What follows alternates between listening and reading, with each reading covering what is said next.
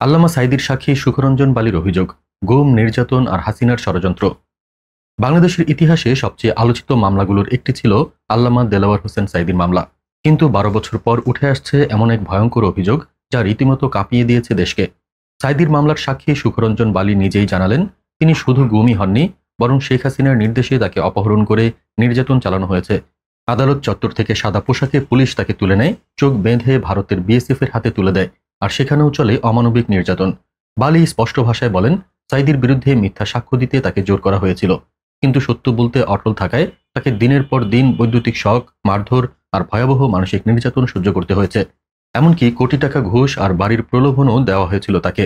অভিযোগে সাবেক প্রধানমন্ত্রী শেখ হাসিনা, সাবেক প্রধান বিচারপতি এস কে সিনহা, সাবেক আইনমন্ত্রী শফিক আহমেদ সহ ৩২ জনের নাম এসেছে। চিফ প্রসিকিউটরও স্বীকার করেছেন, হাসিনার আমলে রাষ্ট্রীয় পৃষ্ঠপোষকতায় গুম ছিল এক নীতি। সুখরঞ্জন বালির আরতি একটাই, ন্যায় বিচার চাই।